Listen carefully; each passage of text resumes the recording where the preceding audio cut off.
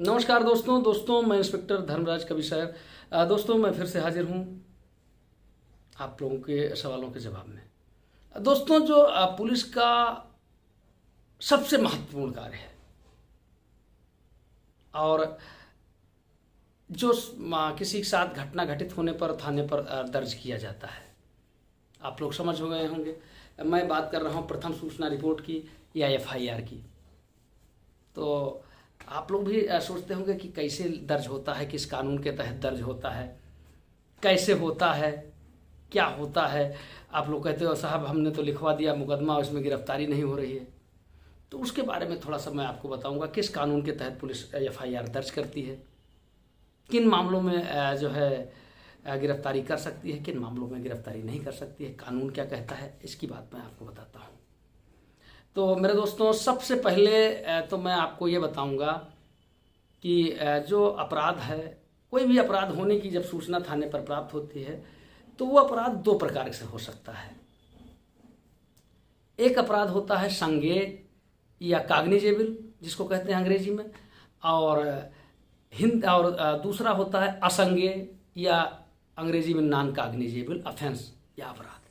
अब आप कहोगे यार ये संज्ञेय असंज्ञेय में क्या बता रहे हो हमको, अरे खुल के बताओ थोड़ा। तो मैं बताता हूँ आपको। ऐसे मामले जिन मामलों में पुलिस एफआईआर करने के बाद तत्काल विवेचना करने की शक्ति रखती है, अभियुक्त की गिरफ्तारी कर सकती है, उन मामलों को संज्ञेय अपराध कहा जाता है।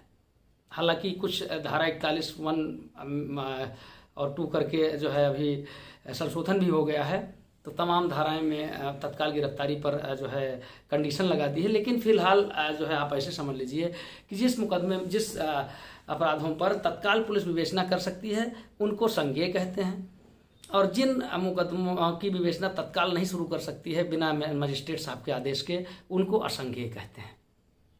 ठीक है, अब ये क्या चीज़ है जो है मैंने बताया।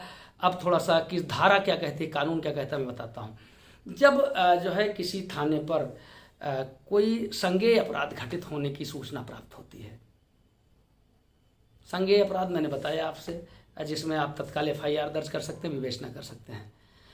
तो जो भी वहाँ भार साधक अधिकारी है या उसके नीचे काम करने वाला, उसके साथ काम करने वाला जो भी जिम्मेदार व्यक्ति कार्यलेख पर है, उसका दायित्व तो है कि जैसे ही जो है सूचना संज्ञेय अपराध की मिले, मुकदमे को तत्काल दर्ज करे। हो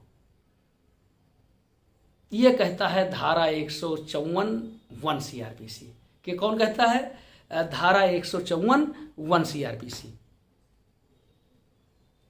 और मित्रों एफआईआर एक ऐसा कागज है जिस पर वादी के हस्ताक्षर होते हैं पूरी विवेचना में। और कहीं भी जो है जैसे पंचायतनामा हो गया, पोस्टमार्टम पंचायतनामा हो गया या और कोई कागज हो गए, तो उस पर वादी के दस्तखत कराए भी जाते हैं, नहीं भी कराए जाते हैं। उससे जो है कई बार नहीं भी होते हैं वादी के दस्तखत, कई बार करा लिए जाते हैं। लेकिन जो एफआईआर होती है उस पर मस्ट है कि जो है उस पर वादी के दस्तखत हो, क्योंकि ये बहुत महत्वपूर्ण साक्ष्य होता है न्यायालय के लिए। क्योंकि उसमें ये माना जाता है कि वादी ने जो दिया है उसने पढ़ करके सोच समझ करके दिया है।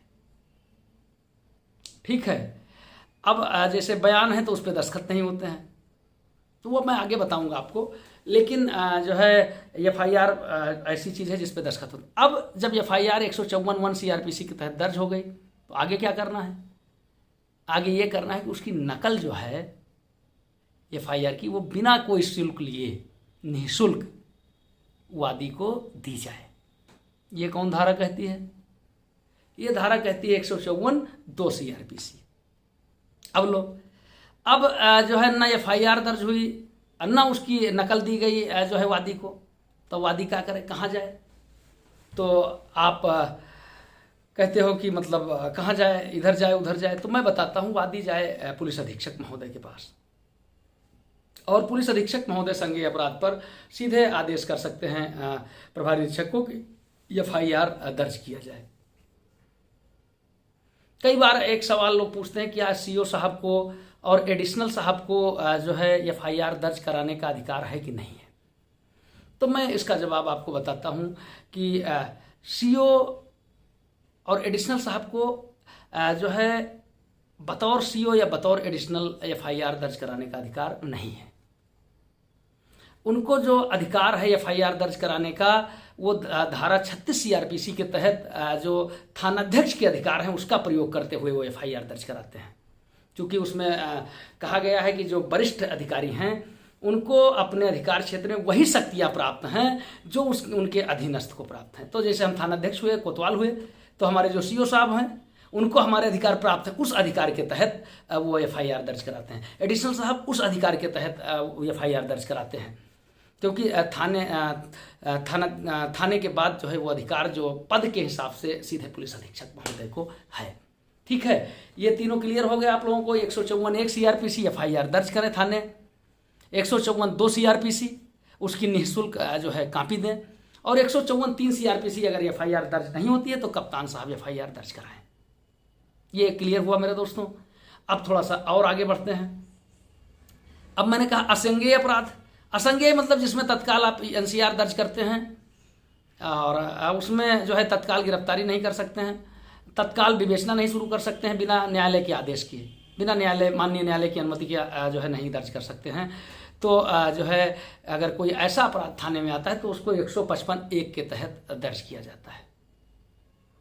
ठीक है, 155(2) में जो है ये प्रावधान है कि आप वादी से कहें कि भाई अपना अदालत जाओ और अदालत से न्यायालय से अनुमति लो विवेचना के लिए, और या मतलब आप खुद भी रिपोर्ट दे सकते हैं। हम लोग तो कई बार देखते थे कि वादी जो है बहुत ज़्यादा अदालत दरबार करने के चक्कर में नहीं है, मतलब स्थिति में नहीं है, गरीब आदमी है, बहुत कहाँ दौड़ा दौड़ा घूमेगा, तो हम लोग खुद ही रिपोर्ट दे देते थे न्यायालय को, जो है अनुमति मांग लेते थे कि इस तरह से ये एनसीआर दर्ज हुई है और इसमें विवेचना करने की अनुमति प्रदान करने की कृपा करें। न्यायालय जो है प्रदान माननीय न्यायालय आदेश कर देते थे।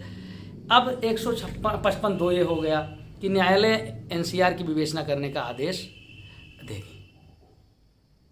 155(3) आ गया, इसको थोड़ा सा देखना पड़ेगा, हालांकि याद है हमको लेकिन तनिक देख लें हल्का सा, वो पुर्जी उर्जी वाला टाइप का नहीं जिसे होता है। हाँ, इसमें ये कहते हैं कि अगर जो है जो जब न्यायालय का आदेश प्राप्त हो जाएगा तो विवेचक को विवेचना करने का वही अधिकार प्राप्त हो जाता है जो संज्ञेय अपराध में, हालांकि गिरफ्तारी का अधिकार नहीं मिलता है। ये 155(3) है। 155(4) कहता है कि अगर कोई ऐसा मुकदमा लिखा गया है जिसमें धाराएं कुछ संज्ञेय हैं कुछ असंज्ञेय हैं तो वो पूरा मामला जो है संज्ञेय समझा जाएगा। ठीक हो गया, इतना क्लियर हो गया 155 तक।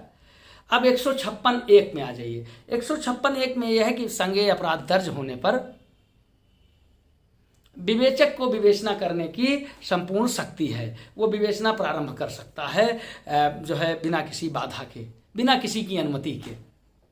नहीं, अब अनुमति से मतलब यह है कि अपने थाने में तो उसका जब उसको अलॉट होगा तभी, ऐसे नहीं कि मतलब जो है मुकदमा हुआ और लिख लिए चीख और चल दिए घर से कि हम जा रहे हैं विवेचना करने। जो थानाध्यक्ष है वो आपको अलर्ट, मतलब अलग से किसी के आदेश की आवश्यकता आपको नहीं है। ठीक, 156(1). 156(2) कहता है कि अगर कोई अनियमितता विवेचना में होती है, कि मतलब जैसे विवेचक को विवेचना करने का पता लगा, जैसे कई बार होता है कि एससीपी को कुछ अधिकार हैं नहीं है, वो विवेचना कर दिया, कुछ अधिकार हमको विवेचना करने का जिन धाराओं में नहीं उसमें हमने विवेचना कर दिया, तो वो बात का विषय है, जांच का विषय है, लेकिन इस आधार पर विवेचना खारिज नहीं की जाएगी, यह कानून कहता है। कानून ये कहता है कि अगर जो है कोई अनियमितता विवेचना पाई जाती है तब भी विवेचना खारिज नहीं की जाएगी। जो कमियां हैं उसको दूर किया जाए, और वो अलग है कि जांच पड़ताल किया जाए, दोषी है उसको दंडित किया जाए, विवेचक अगर दोषी है तो उसको भी दंडित किया जाए, लेकिन वो विवेचना नहीं खारिज होगी। और फिर इसके बाद अगर आपका मुकदमा जो है थाने ने भी नहीं लिखा है, आपका मुकदमा कप्तान साहब ने भी नहीं लिखवाया, तो आप माननीय न्यायालय में अपना वाद दायर कर सकते हैं। वो 156(3) के तहत होता है। ज़्यादातर मुकदमे जो है 156(3) में भी लिखाए जाते हैं। हालांकि कई बार जो है चूँकि जो है छोड़िए, मैं इतना ही कहूँगा कि 156(3) में माननीय न्यायालय को अधिकार प्राप्त है कि मुकदमा दर्ज करने का आदेश दें और वो एफआईआर की कॉपी थानाध्यक्ष से सीधे मांगे। तो हमें लागत है मुकदमा के बारे में तो तू लोग क्लियर हो।